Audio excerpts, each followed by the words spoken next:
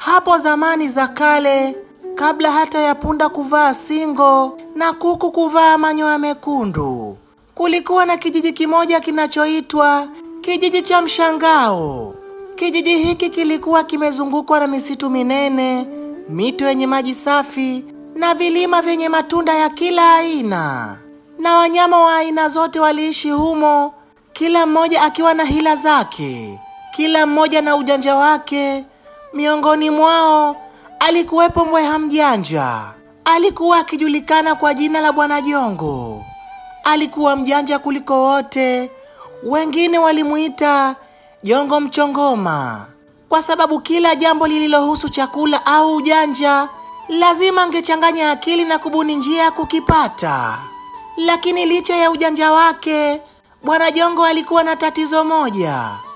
Alikuwa mlafi kupindukia. Hakusikiliza tumbo lake likisema basi. Yeye aliona basi ni mwanzo wa mlo mwingine. Siku moja, alipokuwa akizurura msituni kutafuta chakula, Jongo alisikia sauti ikisema, "Kukuri kuku!" Sauti hiyo ikivuma kutoka shambani kwa Bibi Tanda, mama wa kijiji. Jongo akasukumwa na hamu, akajificha kwenye vichaka. Na hapo alimuona jogoo mkubwa mwenye manyoya ya dhahabu. Jogoo anayetembea kwa maringo kana kwamba ni mfalme wa ulimwengu. Lakini jambo lililomvutia zaidi si manyoya, bali ni mayai aliyokuwa akiyalinda kwa uangalifu ndani ya banda lake. Mayai yale yalikuwa makubwa, meupe kama theluji na yakitoa mwanga wa ajabu usiku. Kisha Jongo alijisemea, "Ehe, haya si mayai ya kawaida. Lazima kuna siri humu. Hata kama si ya kula, nitayauza, nitajenga nyumba ya mawe." Usiku huo, chini ya mwezi mkamilifu, Jongo alikaa kivulini akipanga mpango wake wa kuiba mayai. Kisha Jongo akajisemea, "Siwezi kumkabili jogoo hadharani. Jogoo ni mlinzi wa kweli. Na Bibi Tanda na mbwa watatu wakali. Lazima nitumie akili nyingi sana." Kisha akatabasamu kwa ujanja wake wa kawaida, na alitengeneza mpango wa hatua tatu. Kwanza, atajifanya mgonjwa na kuomba msaada wa jogoo kwa maneno matamu. Pili, atamshawishi jogoo kumpa yai kwa tiba. Tatu, akishalipata, atalikimbiza msituni na kulitumia kwa hila yake ya siri. Asubuhi ilipofika, Jongo alijipaka udongo mwilini. Akajipiga majani na kujitupa karibu na banda la jogoo. Akajifanya anashindwa hata kupumua. Jogoo aliposikia kishindo, akaja mbio huku akipiga kelele, "Kukuri kuku! Ni nani huyu anayeingilia banda langu?" Jongo kwa sauti dhaifu akasema, Rafiki jogoo, nimekufa njaa. Nimeshinda siku 3 bila chakula. Nimeanguka hapa nikitumaini moyo wako wa huruma." Jogoo akamtazama kwa macho ya huruma, kisha akasema, "Mbweha, ujanja wako unajulikana. Lakini leo nitakuwa mwenye rehema. Nitakupa nafaka kidogo, lakini usiingie ndani ya banda langu." Kisha Jongo akajibu, "Asante sana, mlinzi wa mayai. Lakini ninaumwa zaidi moyoni. Nilihitaji yai moja tu kama tiba." Jogoo akacheka kwa dharau, kisha akasema, "Yai kwa tiba? Wewe kweli ni mgonjwa wa akili." Lakini Jongo kwa macho yalioloa machozi bandia akasema, "Nilisikia kwamba mayai yako yana nguvu za uponyaji. Tafadhali, yai moja tu. Nitakuwa mtumishi wako maisha yako yote." Jogoo akamwangalia, akafikiri kwa muda, kisha akasema, "Sawa, nitakupa yai mojawapo la zamani lililopaswa kutupwa, lakini usijaribu hila." Jongo akapokea yai kwa furaha. Lilikuwa zito ajabu na lilitoa mwanga hafifu kama moto wa kipepo.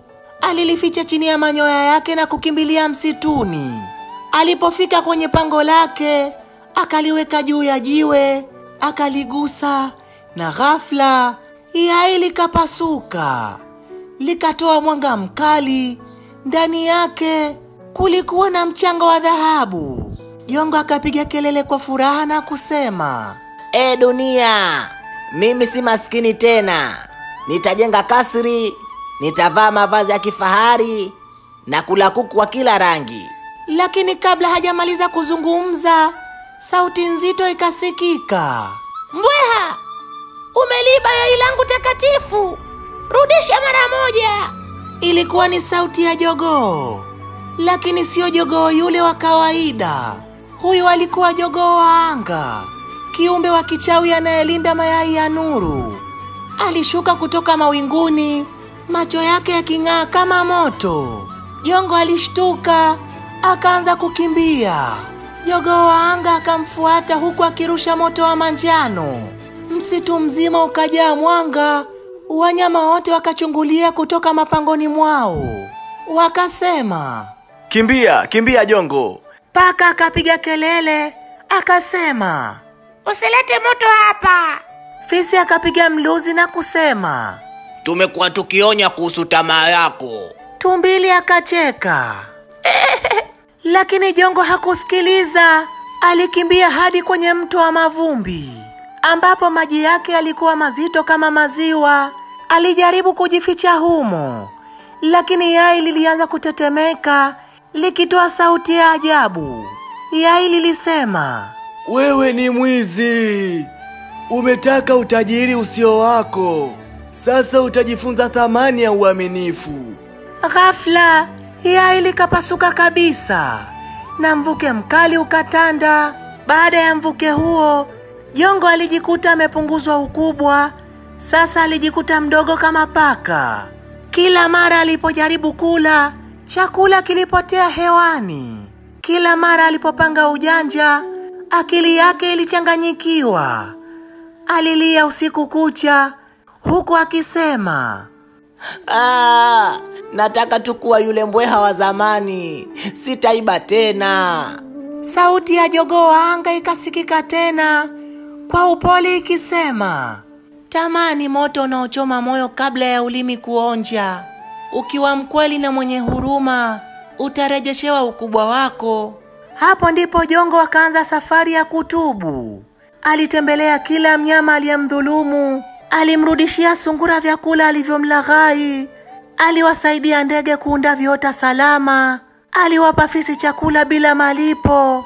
Hatimaye alifika tena kwa jogoo wa kawaida na kusema kwa unyenyekevu, nisamehe rafiki yangu, nilikuwa kipofu wa tamaa. Jogoo wa kawaida akasema kwa hekima, tamaa ikikushika, huruma hupotea, lakini moyo wa kutubu ni yai jipya linalotaga matumaini.